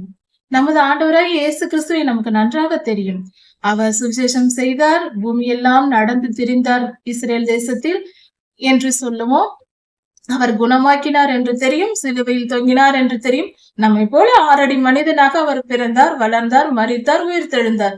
அதோடு நம் நினைவுகள் நிறுத்திக் கொள்கிறோம். சற்று கவனித்து பார்ப்போம். அவர் நம் தேவன் அல்லவா? அவர் பிறந்து வளர்ந்ததையெல்லாம் அறிந்து வைத்திருக்கிறோமே. அவருடைய ஒரிஜினாலிட்டி, அவருடைய தனித்தன்மை, அவர் எப்படிப்பட்டவர் என்று அறிந்து வைத்திருக்கிறோமோ. வேத புஸ்தகத்தில் எத்தனை இடங்களில் இருக்கிறது. ஆதியாகமத்தில், ஏசாயா தீர்க்கதரிசன புஸ்தகங்களில், வெளிப்படுத்தல் புஸ்தகங்களில், இன்னும் எத்தனை இடங்களில், எல்லா இடத்திலும் இருக்கிறது. நாம் எதை புரிந்து வைத்திருக்கிறோம்? எசேக்கியேல் புஸ்தகத்தில் பிரம்மாண்டமான அவருடைய தன்மை கொடுக்கப்பட்டிருக்கிறதே, அதை நாம் படிக்கிறோமா? யோசித்து பார்ப்போம். சரி, அவர் சிருஷ்டித்த சிருஷ்டிப்பே இந்த அளவுக்கு இருக்கிறது என்றால் அவர் இவ்வளவு பெரியவராயிருப்பார். அவருடைய இவ்வளவு ஒன்றுமில்லை, இந்த பூமியை மட்டும் வைத்துக் கொள்வோம். இவ்வளவு பெரிய பூமியை அவர் உருவாக்கி இருக்கிறார் என்றால், திட்டமிட்டு அதை இப்படிதான் இருக்க வேண்டும் என்று உருவாக்கி இருக்கிறார் என்றால் அவர் ஞானம் எப்படிப்பட்டது? சிருஷ்டிப்பு என்றால், உருவாக்குதல் என்றால் இருக்கிற பொருளை எடுத்து செய்வது. அதாவது நம் வீட்டில் சப்பாத்தி மாவு இருக்கிறது, அதை எடுத்து பிசைந்து சப்பாத்தி சுடுவது உருவாக்குதல். ஆனால் கோதுமையும் இல்லாமல், மாவும் இல்லாமல், எதுவுமே இல்லாமல் நாம சிருஷ்டித்தால் அதற்கு பெயர் தான் சிருஷ்டி. சப்பாத்தியை நாம் சிருஷ்டித்தால் அதுக்கு பேர் தான் சிருஷ்டிப்பு. இந்த பூமி கர்த்தர் சிருஷ்டித்திருக்கிறார். எதுவும் இல்லாத நிலையில் அவர் வார்த்தையாக சொன்னார், உருவாகி வந்தது. சரி, இவ்வளவு பெரிய பூமியை உருவாக்கி இருக்கிறார் வெறும் வார்த்தையை சொல்லி என்றால் அவருடைய ஞானம் எவ்வளவு பெரியது. இந்த சிறிய அளவு ஒரு 2-3 இன்ச் அளவு இருக்கிற நம் வாயை வைத்துக்கொண்டு நாம் எவ்வளவு பேச்சு பேசுகிறோம். நம் கைப்பிடி அளவு இல்ல, இன்னும் கொஞ்சம் பெரியதாக இருக்கலாம் நம்முடைய மூளை. அதை வைத்துக்கொண்டு என்னென்னலாம் சிந்திக்கிறோம். நம் அளவு இவ்வளவுதான் என்று நாம் உணர்கிறோமா? நம்மளுடைய இருதயம் நம் கைப்பிடி அளவு என்று சொல்வார்கள். நம் இருதயமும் அவ்வளவுதான் இருக்கிறது. ஒரு 5-6 அடி உயரத்தை வைத்துக்கொண்டு நாம் என்னவெல்லாம் பேசுகிறோம், எதையெல்லாம் நாம் மேன்மை பாராட்டுகிறோம். சற்று யோசித்து பார்த்தால், மனிதனின் மேன்மை பாராட்டலை சற்று கவனித்து பார்த்தால், மனித இனத்தை போல முட்டாளானது எதுவும் இல்லை. பூச்சிகள், மிருகங்கள், சிறியது பெரியது எல்லாம் தானாக பிறக்கிறது, வளர்கிறது, தாழ்மையோடு வாழ்ந்து முடித்து அது போகிறது. மண்ணுக்கு போகிற அவைகளே, பாதாளத்திற்கு போகிற மிருக ஜீவன்களே அருமையாக அமைதியாக சென்று விடுகிறது. ஆனால் மனித இனம் ஆடுகிற ஆட்டம் கொஞ்சம் நஞ்சம் அல்ல. நான் பெரியவன், நான் இன்பமாய் வாழ்வேன், இந்த உலகத்தை அனுபவிக்க போகிறேன். அனுபவிப்பதற்கு என்ன இது? எதற்கு நான் அனுபவிப்பதற்காக கர்த்தர் நம்மை மனிதனை உலகத்திற்கு அனுப்பி இருக்கிறார்? இன்பத்தை எல்லாம் அனுபவித்துக் கொள் என்று அப்படியா சொல்லி இருக்கிறார்? எந்த இடத்தில் இருக்கிறது? இந்த உலகத்தின் இன்பத்தை எல்லாம் அனுபவித்து மகிழ்ந்திரு, மகிழ்ந்து வாழ், அதற்காக தான் உன்னை படைத்திருக்கிறேன் என்று வேத புத்தகத்தில் ஒரு இடத்திலும் கர்த்தர் சொல்லவில்லையே. உலகத்தின் இன்பங்களை அனுபவிப்பதற்கு நாம் வரவில்லை. ஏனென்றால் இங்கு எந்த இன்பமும் உண்மையாக இல்லை, எல்லாம் மாயை என்று சபிக்கப்பட்டதோ இந்த பூமி. கர்த்தர் படைக்கும் போது நன்மையாக தான் படைத்தார். நாம் பாவம் செய்து சாபத்தை வரவழைத்து விட்டோம். இந்த பூமி சபிக்கப்பட்ட பூமி. இதில் எந்த இன்பத்தை எங்கு தேடி கண்டுபிடிக்க போகிறோம்? பாவத்திற்கு தான் அடிமையாகிறோம். இன்பம் இன்பம் என்று கண்களின் இச்சைக்கு இடம் கொடுத்து கண்களால் பார்க்கிற காரியங்களில் இன்பத்தை காண போனால் அதையே அடிமையாக்கி நாம் நினைத்தாலும் அதை பார்க்காமல் இருக்க முடியாது என்ற நிலைக்கு நாம் அடிமையாக்கப்படுகிறோம். அதாவது நாம் கண்களால் ஒரு விஷயத்தை பார்க்கிறோம், அது நமக்கு பிடித்திருக்கிறது, இன்பமா இருக்கிறது. இன்று பார்க்கிறோம், நாளை பார்க்கிறோம், நாளை மறுநாள் பார்க்கிறோம். அதன் பின்பு நமக்கு வேண்டாம் என்று தோன்றுகிறது. நிறுத்த முடிகிறதா? நிச்சயம் முடியாது. நம்மை இழுத்து கொண்டு போகும் நம் கண்கள். பார்க்க வேண்டும், பார்க்க வேண்டும் என்று இருதயம் துடிக்கும். இப்படி செய்ய வைப்பது யார்? பொல்லாத ஆவிகள். நாம் அவனுக்கு கண்களின் இச்சைக்குரிய ஆவிக்கு அடிமையாகிவிட்டோம் என்று பொருள். அடிமையாகி கிடக்கிறோம். கர்த்தர் கொடுத்த சுதந்திரத்தை இழப்பது இன்பமா? உண்மையில் இன்பம் என்று நினைத்துக் கொண்டு அடிமையாகி கொண்டிருக்கிறோம். பாவத்திற்கு, சூதாட்டத்திற்கு அடிமை, குடிப்பழக்கத்திற்கு அடிமை, போதைக்கு அடிமை, இப்படி எத்தனை விதமான அடிமைத்தனங்கள். எதற்கும் அடிமை இல்லை என்றால் மனைவிக்கு அடிமை ஆண்கள், கணவனுக்கு அடிமை பெண்கள், பிள்ளைகள் நான் தான் பெரியவர்கள் என்கிற பெருமை பாராட்டுதல், பெருமைக்கு அடிமை, உலக இச்சைகளுக்கு அடிமை, எத்தனை காரியங்கள். எங்கும் அடிமைத்தனம், பூமி எங்கும். அதில் அடிமைப்படுவதில் சுகமென்று நம்பி விட்டில் பூச்சி போல அடிமைத்தனத்திற்குள் இன்பமென்று நினைத்து அடிமைத்தனத்திற்குள் விழுந்து காலம் முழுவதும் துன்பத்தை அனுபவித்து, கர்த்தரிடத்தில் தண்டனையை அனுபவித்து, நியாய தீர்ப்பை அனுபவித்து தவறு செய்கிறோம். அதை விட்டு வெளியே வர முடியவில்லை. கர்த்தர் அடிக்கிறார், அதை வாங்குகிறோம். வியாதியினாலும், நோயினாலும், பற்றாக்குறைகளினாலும், பிரச்சனைகளினாலும் மன நிம்மதி இல்லாமல் வாழ்ந்து மடிகிற விட்டில் பூச்சியாக மனிதன் வாழ்ந்து கொண்டிருக்கிறான். காரணம் மனம் மேட்டிமை. எனக்கு எல்லாம் தெரியும், நான் படித்தவன், நான் இந்த காலத்து மனிதன். என்ன மனிதன்? அந்த காலத்து மனிதன், இந்த காலத்து மனிதன் அதே டிஎன்ஏ தான் இருக்கிறது. இந்த காலத்து மனிதனுக்கு என்ன 2 கொம்புகள் சேர்த்து முளைத்து விட்டதா? நான் பெரியவன், நான் பெரியவன், நான் எல்லாம் தெரிந்தவன், மாடர்ன் டெக்னாலஜி. என்ன உடுத்துகிற உடையில் சிறு மாற்றம் வந்து விட்டால் நாம் விஞ்ஞானிகள் ஆகிவிட்டோமா? என்னத்தை கண்டுபிடித்திருக்கிறோம்? இருப்பதை கண்டுபிடித்து சில பொருள்களை உருவாக்கி வைத்து சற்று வசதியாக வாழ்ந்தால் உடனே நாம் பெரியாள் என்று சொல்வதா?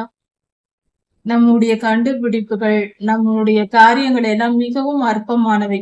இன்னும் சொல்ல போனால் அதையெல்லாம் வெளிப்படுத்துவதே கர்த்தர் தான். அவரிடத்தில் போய் நான் இதை கண்டுபிடித்தேன், அதை கண்டுபிடித்தேன். கடவுள் நம்பிக்கை எனக்கு இல்லை. விஞ்ஞான உலகம் கடவுள் நம்பிக்கை இல்லை என்பவன் எப்படிப்பட்ட முழு முட்டாளா இருக்கிறான்? விஞ்ஞானத்தை கற்றுக் கொடுப்பதே அவர்தான். நியூட்டன் தன்னுடைய புவியீர்ப்பு விசை கண்டுபிடிப்பின் போது அவர் எப்படி கண்டுபிடித்தார்? மரத்திலிருந்து பழம் விழுந்தது, மரத்தின் அடியில் இருந்தார், இது ஏன் இப்படி விழுகிறது என்ற கேள்வி வந்தது.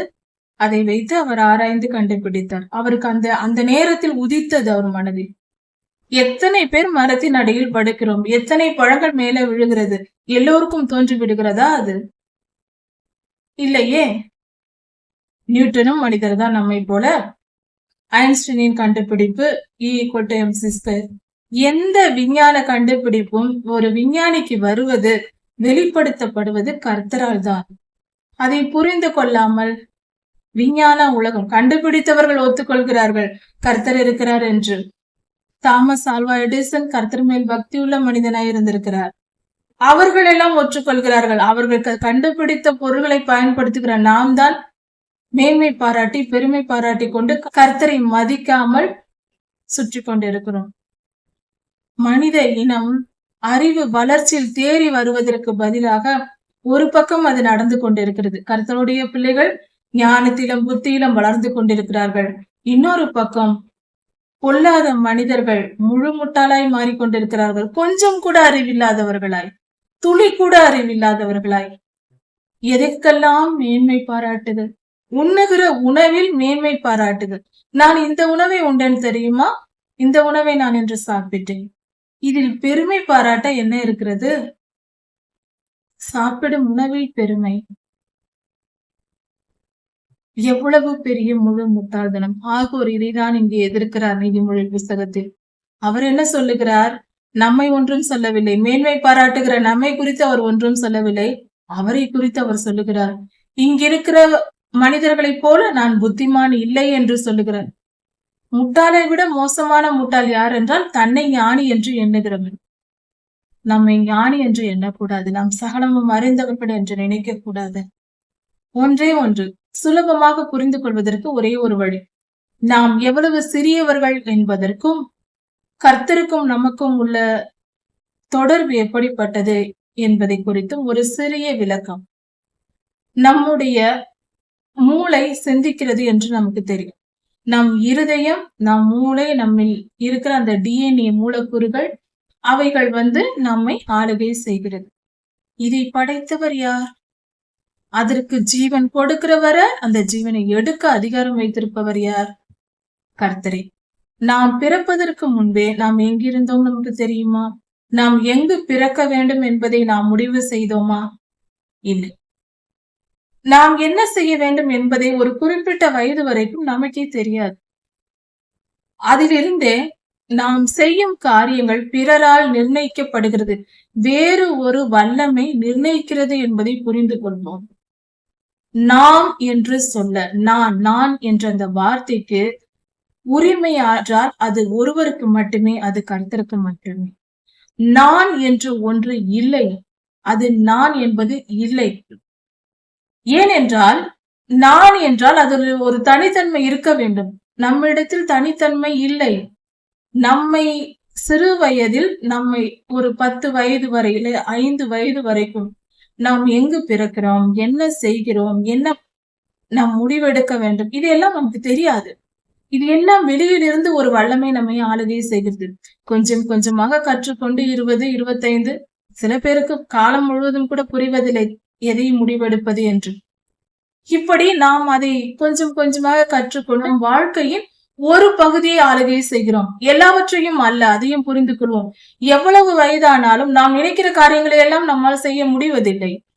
நாம முடிவெடுத்தார். அதாவது ஒரே ஒரு விதமான மனிதர்கள் மட்டும் தாங்கள் நினைப்பதை எல்லாம் 100% செய்து முடிப்பார்கள்.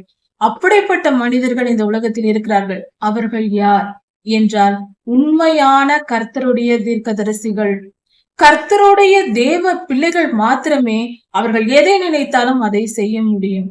அப்படிப்பட்ட வல்லமை அவர்களுக்கு உண்டு. அது என்ன வல்லமை தெரியுமா? ஒரே ஒரு காரியம் என்னவென்றால் அவர்கள் தாங்களாக எதையுமே நினைக்க மாட்டார்கள். எல்லாம் அவர்கள் கர்த்தருடைய சித்தத்தின்படி செய்வதினால் எல்லாம் வெற்றியடையும்.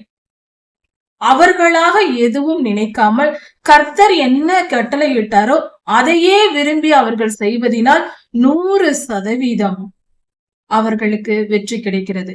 இந்த கூட்டத்தாரை தவிர, தீர்க்கதரிசிகளின் கூட்டத்தை தவிர வேறு எந்த மனிதன் எவ்வளவு ஞானியா இருந்தாலும், எவ்வளவு பணக்காரனா இருந்தாலும், எவ்வளவு வல்லமை பதவி எது இருந்தாலும் அவர்களால் அதை சாதிக்க முடியாது. 100% நான் நினைத்ததை சாதிப்பேன் என்று யாராலும் சொல்ல முடியாது. தீர்க்கதரிசிகளின் கூட்டம் மட்டும் அப்படி செய்யும். காரணம், அவர்களாக எதையும் நினைக்க மாட்டார்கள். அவர்கள் எதை நினைக்க வேண்டும் என்றால் தங்கள் அசைவுகளை கூட கர்த்தரில் கேட்டுதான் செய்வார்கள். அதனால் அவர்கள் 100%, 100க்கு 200% துல்லியமாக நிறைவேற்றி முடிக்க முடியும் தீர்க்கதரிசிகளால். அப்படிப்பட்ட தீர்க்கதரிசிகளை நாம் மாற வேண்டும் என்பதே கர்த்தருடைய சித்தம். அதற்கு காரணம் முழுமையான கீழ்ப்படிதல். கர்த்தர் முழுமையான கீழ்ப்படிதலை நமக்கு கொடுக்க விரும்புகிறார். நாம் அப்படி இருக்க வேண்டும் என்று விரும்புகிறார். முழுமையான கீழ்ப்படிதல் என்றால் என்ன? அதை நாம் கற்றுக்கொள்ள வேண்டும். 100% கண்ணை மூடிக்கொண்டு கர்த்தர் என்ன சொன்னாலும் அதை அப்படியே செய்ய வேண்டும். ஏன், எதற்கென்று நாம் ஆராய்ந்து பார்ப்பது கூட அது நம்மளுடைய அறியாமையும் முட்டாள்தனத்தையும் குறிக்கிறது. கர்த்தர் சொல்லிவிட்டார், அது ஏன் நாம் ஆராய வேண்டிய அவசியம் என்ன இருக்கிறது? அவர்தான் சகலமும், நாம் அதை ஆராய தேவையில்லை. எப்படி முழுமையாய் அர்ப்பணித்து வாழ்வது என்றால், ஒன்றை நாம் நினைத்துக் கொள்வோம். நம்மை பற்றி அறிகிற அறிவு நமக்கு இருந்தால் நாம் தானாகவே அந்த முடிவுக்கு வந்து விடுவோம். நமக்கு விருப்பமே இருக்காது. நம் விருப்பப்படி முடிவெடுக்கவும், நம் இஷ்டப்படி வாழ நமக்கே விருப்பம் வராது. நாம் யார் என்று தெரிந்தால், நாம் யார், நம்முடைய வல்லமை என்ன என்பதை தெரிந்தால் அந்த எண்ணமே வராது. இந்த உலகத்தை குறித்த அறிவும் ஞானமும், நம்மை குறித்த அறிவும் ஞானமும் விவேகமும் நமக்கு இல்லாததினால்தான் நாம முடிவெடுத்துக் கொண்டிருக்கிறோம். ஏன் என்றால், எப்படி இது? நாம் தனிமையாக தானே பிறக்கிறோம், தனியாக தானே வாழ்கிறோம். ஏன் நாம நம்மை சிந்தித்து செயல்படக்கூடாது? நாம முடிவெடுக்க கூடாது? நாம ஏன் செயல்படக்கூடாது? ஒரே ஒரு காரியம், நாம் இந்த உலகத்தில் வந்திருக்கும் வாழ்க்கை என்பது, ஒரு மனிதனுடைய தனிப்பட்ட வாழ்க்கை என்பது ஒரு பஸ்ஸில் பயணம் செய்வது போல. நாம் ஏறுகிறோம், கொஞ்ச நேரம் அந்த இடத்தில் அமர்ந்திருக்கிறோம், நாம் இடம் வந்ததும் இறங்கி போகிறோம். இப்பொழுது அந்த பஸ் முழுவதும் என்னுடைய இஷ்டப்படி நடக்க வேண்டும் என்று நம்மால் சொல்ல முடியுமா? அந்த பஸ் எங்கேயோ இருந்தோ தூரத்திலிருந்து வருகிறது. அதை நான் சொல்வது, நான் தான் ஓட்டுவேன், என் சொல்படிதான் ஓட்ட வேண்டும் என்று சொல்ல முடியுமா? நாம் ஏறுவது பாதி வழியில், இறங்குவது மீதி வழியில். இன்னும் போகும் தூரம் அந்த பஸ் போய்கொண்டே இருக்க போகிறது. அப்படி இருக்க அதை முழுமையாக நம் ஆளுகைக்குள் கொண்டு வர முடியுமா? அதை செயல்படுத்தும் ஞானம் நமக்கு உண்டா? வல்லமை உண்டா? நிச்சயம் இல்லை.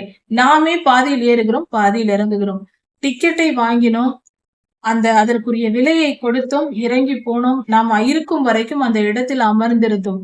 அவ்வளவுதான் நம்முடைய உரிமை. நம்மை பற்றின அறிவு நமக்கு வேண்டும். இது இஸ்ரவேல் தேசத்தில் இந்த நாட்கள் கூடார பண்டிகையின் காலமாயிருக்கிறது.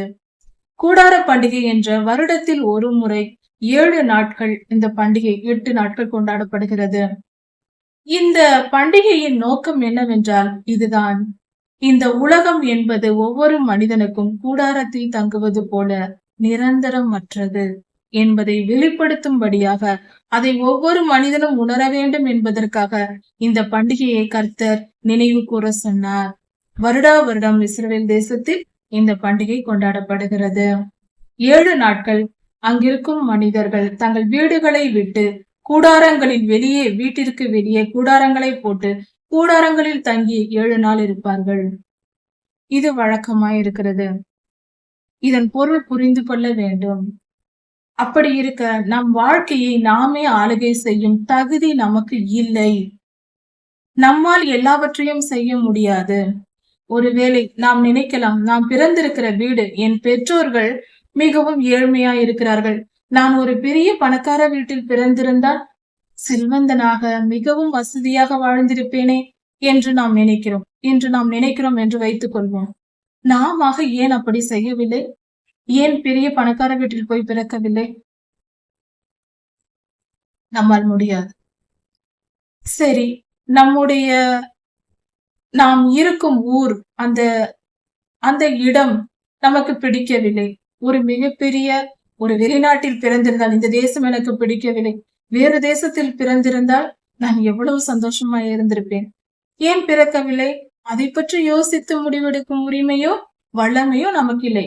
ஏன் பிறந்தோம், ஏன் இங்கு பிறந்திருக்கிறோம் என்று நமக்கு தெரியாது. நாம அதையெல்லாம் செய்யவில்லை. நம் வாழ்க்கையை நாம நிர்ணயிக்கவில்லை.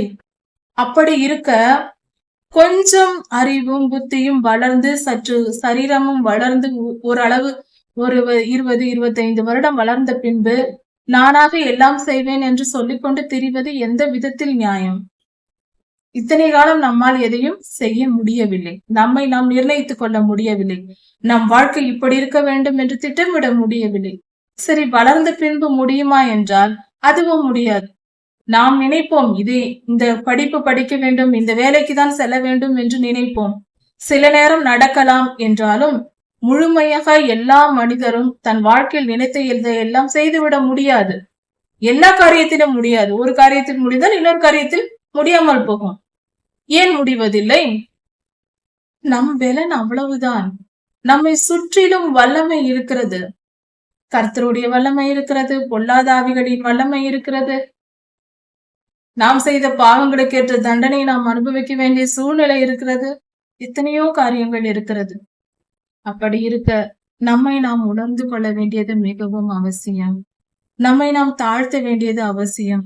நாம் வெறும் இவ்வளவு பெரிய அண்ட சராசரத்தில் பூமி பார்த்தோம், சூரிய குடும்பம், கேலக்சி பார்த்தோம், யூனிவர்ஸ், மல்டி யூனிவர்ஸ் என்று எல்லாவற்றையும் பார்த்தோம். இப்படி எத்தனையோ பார்த்தோம். ஒரு தென்னை மரத்தின் உயரம் எவ்வளவு பெரியதா இருக்கிறது. நாம் எவ்வளவு சிறியவர்களா இருக்கிறோம். நம் மூளையின் அளவு எவ்வளவோ அவ்வளவுதான் நம்மால் சிந்திக்க முடியும். உதாரணத்திற்கு, நாம் ஒரு மெமரி கார்டு வாங்குகிறோம் என்றால் அந்த மெமரி கார்டின் அளவு இவ்வளவு சிறியதா இருக்கிறது. அதற்குள் ஒரு குறிப்பிட்ட அளவுதான் பதிவு செய்ய முடியும். அதற்கு ஒரு எல்லை இருக்கிறது. அந்த அளவை நாம் பார்க்கும் போது ஒரு சிறிய துண்டாக தெரியும். அதற்குள் இத்தனை ஜிபி அதில் நாம் சேவ் பண்ணி வைக்கலாம், மெமரி இருக்கிறது என்று சொல்வார்கள். அதே போல நம் மூளை இருக்கிறது. அது ஒரு மெமரி கார்டு என்று வைத்துக் கொள்வோம். அதில் எந்த அளவுக்கு நினைவுகளை வைக்க முடியும், அதை எந்த அளவுக்கு பயன்படுத்த முடியும் என்ற எல்லை இருக்கிறது, வரைமுறை இருக்கிறது. அது வரைக்கும் தான் நம்மால் சிந்திக்க முடியும். அதற்கு மேற்பட்டு இந்த உலகம் எவ்வளவோ பெரியதா இருக்கிறது அல்லவா? அதற்கு மேற்பட்ட காரியங்களை இவ்வளவு சிறிய மூளையை வைத்துக் கொண்டு நான் எல்லாவற்றை பற்றியும் பேசுவேன், எல்லாவற்றையும் நினைப்பேன் என்று சொல்வது இப்படிப்பட்ட புத்திசாலித்தனம் இது? எல்லாவற்றையும் குறித்து நாம் பேசுகிறோம். எதை குறித்து பேசவில்லை? எல்லாவற்றையும், தெரிந்தது தெரியாதது இது இப்படிதான் இருக்கும், தெரிந்ததை பற்றி பேசலாம். தெரியாத காரியத்தை இது இப்படிதான் இருக்கும். யாராவது ஒரு போதகரை பற்றியோ அடுத்த மனிதர்களை பற்றியோ அவர்கள் இப்படித்தான் செய்வார்கள், எனக்கு நன்றாக தெரியும் என்று சொல்லுகிறோம். எந்த அளவு அதற்கு ஆதாரம் இருக்கிறதா? நாம் ஏன் அப்படி சொல்லுகிறோம்? இல்லை, எனக்கு எல்லாம் தெரியும் என்று பேசுகிறோம். பிறரை குற்றப்படுத்துகிறோம். நான் தான் பெரியவன் என்று பெருமை பாராட்டுகிறோம். இது எல்லா குணமும் பொல்லாத ஆவியின் குணங்கள், பாவத்தின் குணங்கள். அது நம்ம இடத்தில் இருக்கக்கூடாது. நம்மை நாம் தாழ்த்த வேண்டும். ஆகூரை போல நமக்கு இருக்கிற சிறிய மூளை, நமக்கு தெரிந்த அறிவு எல்லாம் ஒரு அளவு சிறியது, நம் கைப்பிடி அளவுதான். அதை மட்டும்தான் நாம் தெரிந்து வைத்திருக்கிறோம் என்ற உணர்வு வேண்டும். எப்பொழுதும் யாராவது ஏதாவது சொன்னாலும் அதை கேட்கிற காது வேண்டும், நமக்கு மனம் வேண்டும். இது சொல்லுகிறார்கள், என்ன இருக்கும் என்று கேட்கும் மனம் வேண்டும். நமக்கு தெரியாது என்ற மனநிலையில் இருக்கும் போதுதான் கேட்க நாம் தீவிரிப்போம். கேட்கும் மனம் நமக்கு வரும். நமக்கு எல்லாம் தெரியும் என்றால் நம் அறிவுக்கு முற்றுப்புள்ளி வைத்து விட்டோம். அதன் பின்பு எனக்கு தான் எல்லாம் தெரியும் என்று நாம் நினைத்து விட்டோம். அதனால் யார் எதை சொன்னாலும் காதில் வாங்க மாட்டோம். எனக்கு தான் எல்லாம் தெரியும். அப்படி என்றால் உன் அறிவு வளராமல் நின்று போய்விடும். உன் ஞானம் விருத்தி அடையாது. அறிவும் புத்தியும் ஞானமும் மிகப்பெரியது, அது வளர்ந்து கொண்டே போக வேண்டும். எனக்கு எல்லாம் தெரியும் என்றால் அது முற்றுப்புள்ளி வைக்கப்பட்ட மனிதனின் மூளையா இருக்கிறது. அவன் கற்றது அவ்வளவுதான், அதற்கு மேல் அவன் அறிவு வளராது. எவன் ஒருவன் நான் கற்றது கையளவு, இன்னும் கற்றுக்கொள்ள வேண்டியது அநேகம் இருக்கிறது என்று உணர்வடைகிறானோ அந்த மனிதனால் தான் மேலும் மேலும் ஞானத்தில் வளர முடியும். அது தொடரும். கேட்கிற மனம் இருக்கிறது, கற்றுக்கொண்டே இருக்கலாம். இந்த உலக வாழ்க்கையில் கற்றுக்கொள்ளலாம், அதன் பின்பு கர்த்தருடைய ராஜ்யத்தில் போய் பரலோகத்தை குறித்து கற்றுக்கொள்ளலாம். எத்தனையோ காரியங்கள். கர்த்தர் பெரிய ஞானம் உள்ளவர். இந்த உலகம் நாம் நினைப்பது போல மிக சிறியதல்ல, மிக மிக மிக மிக பெரியது. அது நம் கற்பனைக்கும் எட்டாதது. அதையெல்லாம் நாம் கற்றுக்கொள்ள வேண்டிய மிகப்பெரிய காரியங்கள் எவ்வளவோ இருக்கிறது. அதையெல்லாம் கர்த்தர் நம் நித்திய ஜீவனில் போகும்போது நமக்கு எல்லாவற்றையும் காட்டி கொடுப்பார், சொல்லிக் கொடுப்பார். இங்கிருக்கிற சிறிய பூமி, கொஞ்சம் வாழும் 70-80 வருடங்கள், இவ்வளவுதான். இதற்கு ஏன் எல்லாம் தெரியும், எனக்கு எல்லாம் முடியும், நான் பெரிய முழு முட்டாள்தனம். நம்மை விட முட்டாள் யாரும் இல்லை அப்படி நினைத்தால். சற்று நிதானிப்போம். ஆகூர் ஐயாவை போல நம்மை நாம் தாழ்த்துவோம். ஆகூர் ஐயா சொல்லுகிறார், நான் மற்ற மனிதனை விட சிறியவன், எல்லோருக்கும் இருக்கும் புத்தி போல எனக்கு இல்லை. எவ்வளவு தாழ்மை! இந்த தாழ்மையை இந்த வேத வசனத்தில் நாம் கற்றுக்கொள்வோம். நான் ஞானத்தை கற்கவும் இல்லை, பரிசுத்தரின் அறிவை அறிந்து கொள்ளவும் இல்லை என்று சொல்லுகிறார். ஞானத்தை அவர் கற்கவில்லையா, பரிசுத்தரின் அறிவையும் அறிந்து கொள்ளவில்லை என்று சொல்லுகிறார். அப்படி என்றால் அவ்வளவு பெரியது அது. அதாவது நாம் கடலில் பெருங்காயம் கரைப்பது போல என்று ஒரு பழமொழி சொல்வோம். மிகப்பெரியது கடல். அதில் ஒரு துளி அளவு பெருங்காயத்தை கரைத்தால் அதை கண்டுபிடிக்க முடியுமா? இதெல்லாம் ஒன்றுமில்லை என்று சொல்வோம் அல்லவா? அது போல கர்த்தரிடத்தில் நாம் கற்றுக்கொண்ட அறிவும் ஞானமும் ஒன்றுமில்லாதது போல மிக மிக மிக துளியோண்டு, ஒரு கடுகு அளவு, அதை விட சிறியது, ஒரு புள்ளியை போன்றது. கர்த்தருடைய ஞானமோ மகா பெரியது, அண்ட சராசரத்தையும் படைத்து ஆளுகை செய்யும் வல்லமையுடையது, ஞானமானது, வேகமானது. அதற்கு முன்பாக, கர்த்தருடைய ஞானத்திற்கு முன்பாக நாம் ஒன்றும் இல்லை. நாம் அறிந்து வைத்திருக்கிற காரியங்கள் ஒன்றுமே இல்லை. ஒரு பொருட்டல்ல என்று பொருள். ஒரு 1000 கிலோ கோதுமை இருக்கிறது என்றால் அதில் ஒரே ஒரு கோதுமை பனி கீழே சிந்தி விட்டால் அதை நாம் பெரிதாக எண்ண மாட்டோம் அல்லவா? 1-2 அதெல்லாம் ஒன்றும் விளைவிடு போனால் போகட்டும் என்று சொல்லும். அது போல நம்முடைய அறிவு, கர்த்தரின் அறிவோ அவ்வளோ பெரியது. புரிந்து கொள்வோம், நம்மை நாம் தாழ்த்துவோம். கர்த்தர் மிகவும் பெரியவர். அவர் மிக மிக மிக பெரியவர். நம் கற்பனைக்கு எட்டாது. அவர் எவ்வளவு பெரியவர் என்பதை சொல்லவும் முடியாது. அதை சொல்வதற்கும் யாருக்கும் ஞானம் இல்லை. அதை புரிந்து கொள்ளும் ஞானமும் நமக்கு இல்லை. அந்த அளவுக்கு அவர் பெரியவர். அவர் அன்பை நம்மால் முடிந்தவரை கொஞ்சம் அன்பை புரிந்து கொண்டு தாழ்த்தி சந்தோஷமாய் வாழ்ந்து விட்டு போகலாம். மேன்மை பாராட்டல் என்னத்திற்கு? சிறு குழந்தைகளுக்கு எந்த மேன்மை பாராட்டலும் இருக்காது, சந்தோஷமா இருக்கும். அதே போல நம்மை நாம் தாழ்த்துவோம், கர்த்தருக்கு பிரியமாய் மாறுவோம். இதன் தொடர்ச்சியை அடுத்த செய்தியில் பார்க்கலாம். கர்த்தர் உங்களை ஆசீர்வதிப்பாராக. மாரநாதன்.